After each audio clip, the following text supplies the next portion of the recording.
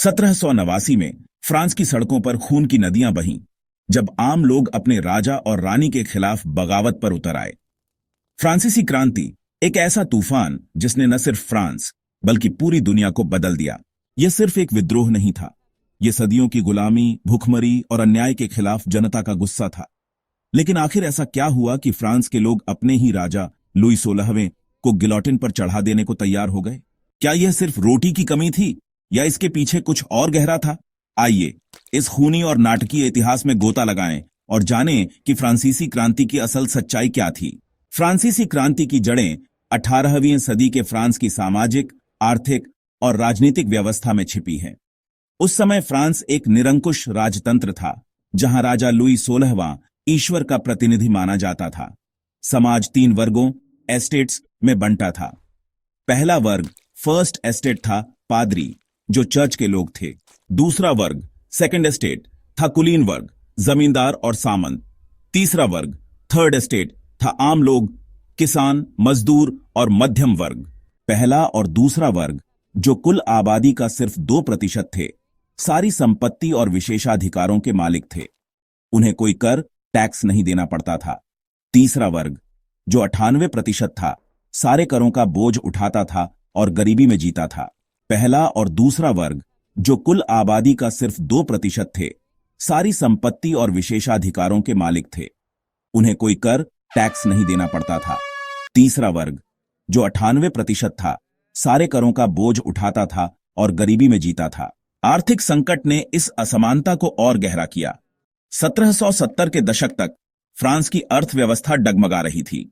अमेरिकी स्वतंत्रता संग्राम 1775 से 1783 में फ्रांस ने अमेरिका की मदद की, जिसके लिए उसने भारी कर्ज लिया। इस युद्ध ने फ्रांस को 2 बिलियन लिवरे, उस समय की मुद्रा, के कर्ज में डुबो दिया। साथ ही खराब फसल और सूखे ने अनाज की कीमतें आसमान पर पहुंचा दी। 1788 तक रोटी की कीमत इतनी बढ़ गई कि एक मजदूर की आधी कमाई सिर्फ रोटी खरीदने में चली जाती थी। भुखमरी और गरीबी ने जनता में गुस्सा भरा। राजा लुई 16वां इस संकट को संभालने में पूरी तरह नाकाम रहा। वह एक कमजोर और अनिर्णयी शासक था। उसकी पत्नी रानी मैरी एंटोनेट को जनता मैडम डेफिसिट कहती थी, क्योंकि वह शाही महलों में ऐशो आराम में डूबी रहती थी। एक मशहूर, हालांकि गलत कहानी है कि जब जनता ने रोटी की कमी की शिकायत की तो मैरी ने कहा, अगर उनके पास रोटी नहीं तो केक खाएं। यह कहानी भले ही झूठी हो, लेकिन यह जनता के गुस्से को दर्शाती है। शाही परिवार की फिजूल खर्ची, जैसे वर्साय पैलेस की सजावट, ने जनता का विश्वास तोड़ दिया। इस सामाजिक और आर्थिक संकट के बीच नई विचारधाराएं उभरीं। 18वीं सदी का प्रबोधन, एनलाइटनमेंट युग फ्रांस में बुद्धिजीवियों जैसे वॉल्टेयर, रूसो और मॉन्टेस्क्यू को लेकर आया। इन विचारकों ने स्वतंत्रता, समानता और लोकतंत्र की बात की। इस सामाजिक और आर्थिक संकट के बीच नई विचारधाराएं उभरीं। 18वीं सदी का प्रबोधन, एनलाइटनमेंट युग फ्रांस में बुद्धिजीवियों जैसे वॉल्टेयर, रूसो और मॉन्टेस्क्यू को लेकर आया। इन विचारकों ने स्वतंत्रता, समानता और लोकतंत्र की बात की।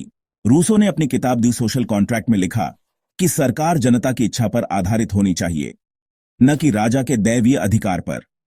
वॉल्टेयर ने चर्च और राजतंत्र की आलोचना की। इन विचारों ने मध्यम वर्ग और पढ़े लिखे लोगों को प्रेरित किया। अमेरिकी क्रांति 1776 ने भी दिखाया कि एक देश राजतंत्र को उखाड़कर लोकतंत्र स्थापित कर सकता है। फ्रांस के सैनिक जो अमेरिका में लड़े थे, इन विचारों को वापस लाए। 1789 तक फ्रांस का खजाना खाली हो चुका था। लुई 16वें ने कर बढ़ाने की कोशिश की, लेकिन कुलीन वर्ग ने इसका विरोध किया। मजबूरन राजा को 1614 के बाद पहली बार एस्टेट्स जनरल की बैठक बुलानी पड़ी। यह एक तरह की संसद थी, जिसमें तीनों वर्गों के प्रतिनिधि थे। मई 1779 में वर्साय में यह बैठक हुई, लेकिन तीसरा वर्ग, जो सबसे बड़ा था, को सिर्फ 1 वोट का अधिकार था, जबकि पहले और दूसरे वर्ग को भी 1-1 वोट मिला। इससे तीसरा वर्ग नाराज हो गया। उन्होंने खुद को नेशनल असेंबली घोषित किया और एक नया संविधान बनाने की मांग की। लुई 16वें ने इस विद्रोह को दबाने की कोशिश की। उसने वर्साय में सैनिक भेजे, जिससे डर फैल गया कि राजा नेशनल असेंबली को खत्म कर देगा। लुई 16वें ने इस विद्रोह को दबाने की कोशिश की। उसने वर्साय में सैनिक भेजे, जिससे डर फैल गया कि राजा नेशनल असेंबली को खत्म कर देगा। इस डर ने पेरिस में तनाव बढ़ाया। 14 जुलाई 1789 को गुस्साई भीड़ ने बेस्टिल किला पर हमला कर दिया। बेस्टिल एक जेल थी जो राजा की तानाशाही का प्रतीक थी। इस हमले में किला ढह गया और यह क्रांति की शुरुआत बन गया। बेस्टिल दिवस आज भी फ्रांस में राष्ट्रीय अवकाश है। बेस्टिल के बाद क्रांति पूरे फ्रांस में फैल गई। ग्रामीण इलाकों में किसानों ने जमींदारों के महलों पर हमला किया और उनके कर्ज के दस्तावेज जला दिए। इस अव्यवस्था को ग्रेट फियर कहा जाता है। अगस्त 1789 में नेशनल असेंबली ने सामंती विशेषाधिकार खत्म कर दिए और मानव और नागरिक अधिकारों की घोषणा जारी की। इस घोषणा ने स्वतंत्रता, समानता और भाईचारे, लिबर्टे, एगालिटे, फ्रेटर्निटे को फ्रांस का नारा बनाया। लेकिन यह शांति का समय नहीं था। लुई 16वां क्रांति को स्वीकार करने को तैयार नहीं था। 1791 में वह और मैरी एंटोनेट ऑस्ट्रिया भागने की कोशिश में पकड़े गए। लुई 16वां क्रांति को स्वीकार करने को तैयार नहीं था। 1791 में वह और मैरी एंटोनेट ऑस्ट्रिया भागने की कोशिश में पकड़े गए। इससे जनता का विश्वास पूरी तरह टूट गया। 1792 में फ्रांस ने ऑस्ट्रिया और प्रशिया के खिलाफ युद्ध शुरू किया, क्योंकि ये देश फ्रांसीसी राजतंत्र को बहाल करना चाहते थे। लेकिन युद्ध में शुरुआती हार ने फ्रांस में और अराजकता फैलाई। जनता को लगा कि राजा देशद्रोही है। 10 अगस्त 1792 को भीड़ ने ट्यूलरी पैलेस पर हमला किया और राजा को कैद कर लिया। सितंबर 1792 में फ्रांस को गणतंत्र घोषित किया गया और राजतंत्र खत्म हो गया। 1793 में लुई 16वें को गिलोटिन पर चढ़ाया गया। उसकी पत्नी मैरी एंटोनेट को भी 9 महीने बाद मौत दी गई। यह वह समय था जब क्रांति अपने सबसे खूनी दौर में पहुंची, जिसे रहस्य का शासन कहा जाता है। मैक्सिमिलियन रोबेस्पियर और जैकोबिन नेताओं ने हजारों लोगों को क्रांति के दुश्मन कहकर गिलोटिन पर भेजा। अनुमान है कि 1793 से 94 में 40,000 लोग मारे गए, जिनमें कुलीन, किसान और यहां तक कि क्रांतिकारी भी शामिल थे। रहस्य का शासन क्रांति की क्रूरता का प्रतीक था। गिलोटिन, जिसे पहले मानवीय सजा का तरीका माना जाता था, अब मौत की मशीन बन गया। रहस्य का शासन क्रांति की क्रूरता का प्रतीक था। गिलोटिन, जिसे पहले मानवीय सजा का तरीका माना जाता था, अब मौत की मशीन बन गया। पेरिस की सड़कों पर लोग खून और डर के बीच जी रहे थे।